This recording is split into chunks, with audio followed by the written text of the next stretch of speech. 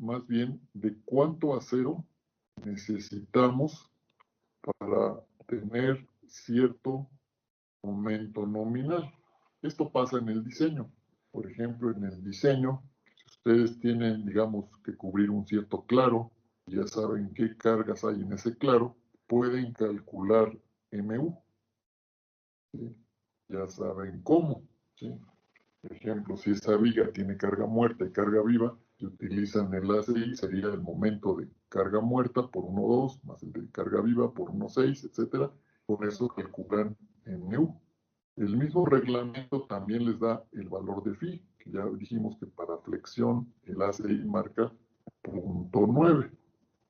Entonces, si ustedes están diseñando, van a necesitar un cierto valor de MN. Por ejemplo, si MU fuera, no sé, por ejemplo, 12. Podría decir que el momento nominal debiera ser, pues, simplemente 12.9 entre 0.9 y necesitarían un momento nominal de 14.33. Ustedes necesitarían este momento nominal de 14.33 para que al reducirlo por 0.9 lleguen al valor de 12.44 que les pide el análisis y los factores de carga. Entonces, si por ejemplo ustedes ya tienen una cierta proporción de cómo saldrían las traves en cuanto a tamaño, en cuanto a sección, entonces la pregunta quedaría de ¿cuánto refuerzo le pongo para llegar al 14.33? Eso es lo que generalmente pasa en el diseño. En el diseño se calcula por un lado MU en función de lo que está sobre la viga y del claro que tiene sus condiciones de apoyo. Y ahí determinamos el valor de MN. ¿Sí?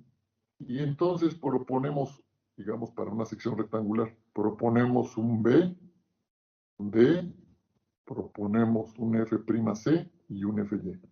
Y entonces la pregunta es, ¿cuánto refuerzo le pongo? Eso sería un diseño típico, ¿de acuerdo?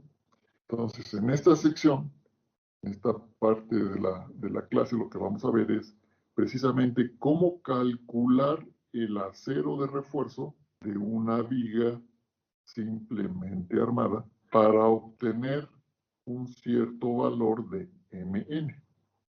¿Me explico? Entonces, ahora el cálculo es al revés.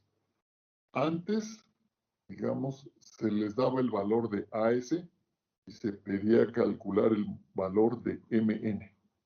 Ahora es al revés. Ustedes van a necesitar un cierto valor de MN y la pregunta es ¿cuánto refuerzo debo poner? ¿Me explico? Entonces es importante que capten cuál es el problema ahora. Ya es diferente, ¿sí? Ok. Entonces, ese va a ser lo que vamos a hacer el día de hoy. Nos vamos a leer aquí un poco, dice. En general se puede decir que el refuerzo debe proveerse donde se presentarán grietas de tensión generadas por la acción de flexión. ¿Eso qué quiere decir? Que bueno, que ustedes deben de colocar el refuerzo donde van a esperar grietas de tensión. Entonces, vamos a analizar, por ejemplo, esta figura que está aquí arriba. Y la están viendo, ¿verdad? Ok. Entonces, si pensamos que esta viga es continua, entonces van a aparecer grietas. Bueno, estamos suponiendo que las cargas van de arriba hacia abajo, pues es usual. Si fuera así, entonces al centro del claro, ya sea del primero, del segundo, del tercero, van a aparecer grietas en la parte de abajo, aquí donde estoy señalando. Estas grietas son por las tensiones que hay ocasionadas por el momento positivo.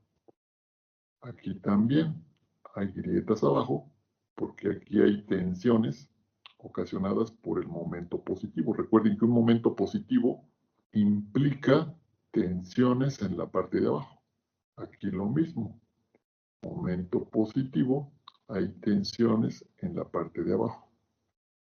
Ahora, cuando tenemos momento negativo, por ejemplo, aquí, Entonces ahí las grietas ya van por arriba porque ahora las tensiones van en la parte de arriba. Aquí pasa lo mismo, momento negativo, las tensiones son en la parte de arriba.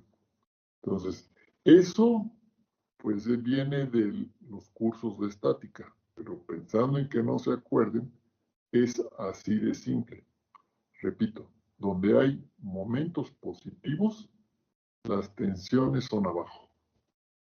Y donde hay momentos negativos, las tensiones son arriba. Aquí también hay un pequeño momento negativo y por lo tanto las tensiones son arriba. Okay. ¿Eso qué quiere decir?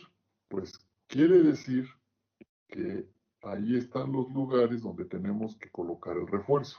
Entonces, en donde hay momento positivo y las grietas son abajo, entonces el refuerzo debe de ir por abajo para tomar esas tensiones en la parte de abajo.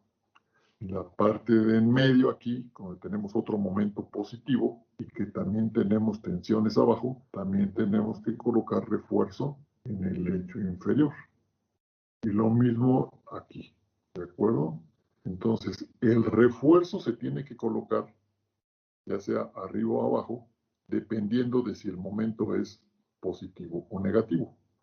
¿Sí? Donde tenemos momento negativo, y que ya sabemos que las tensiones se presentan arriba, entonces ahí tenemos que colocar refuerzo en la parte de arriba. Aquí pasa lo mismo, y aquí pasa lo mismo. ¿De acuerdo? Entonces, eso es lo que estamos leyendo en este primer enunciado de este párrafo. Dice, en general, se puede decir que el refuerzo debe colocarse donde se presentarán grietas de tensión generadas por la acción de flexión. Entonces, es importante que ustedes sepan calcular sus diagramas de momentos bien, porque los diagramas de momentos nos van a decir en dónde va a haber tensiones o compresiones, ya sea abajo o arriba. Entonces, la clave para saber dónde vamos a colocar el refuerzo a final de cuentas, la clave nos las va a dar el diagrama de momentos. Entonces, se vuelve muy importante todo lo que aprendieron en estática, porque ahí es donde ustedes aprendieron a calcular esos diagramas de momentos. Y esos diagramas de momentos pues, son la llave o la clave para ubicar dónde puede haber tensiones y ahí es donde vamos a colocar el refuerzo. Entonces, eso es lo que leímos aquí. Ahora dice, aun cuando refuerzo adicional puede o debe colocarse en otras partes de la viga por la presencia de otras acciones, estas notas se limitan al cálculo de la cantidad de acero para un momento nominal, sección y materiales dados. Entonces, como les dije, voy a suponer ahora que conozco B, que conozco D, F'C y Fy. Y la pregunta es, ¿cuánto refuerzo debo de ponerle para alcanzar un cierto momento nominal que una vez reducido por phi me lleve al valor de MU que me pide el análisis? Así es como vamos a verlo el día de hoy. ¿Sí? Ok. ¿En dónde lo ponemos? Pues donde dicten los diagramas de momento flexionante. ¿Sí? Ok. Ahora, la cantidad de acero de refuerzo se puede determinar de varias formas. ¿Sí? Bueno, ¿cómo entonces puedo calcular ese refuerzo para alcanzar un cierto momento nominal? Son las siguientes. Una, inciso a partir de la misma ecuación que relaciona el área de acero con el momento nominal. Por ejemplo, la ecuación 337. La ecuación 337 es la que tenemos aquí. Si ustedes recuerdan, esta fue una de las ecuaciones que vimos para calcular el momento nominal de una sección con refuerzo únicamente en tensión. ¿Sí? Entonces, esta ecuación, como la veníamos manejando, es que nosotros metíamos aquí el valor de AS, ¿sí? Un poco chueco, perdón, el valor de AS, y con ese valor de AS, ustedes calculan el momento nominal. Ahora es al revés. Ahora yo les doy el momento nominal que se necesita, o ustedes lo calculan, y tienen que despejar a AS. ¿Sí? Entonces es una forma de cómo pueden utilizar esta ecuación. Ese es el inciso A, ¿sí? Que viene aquí dado.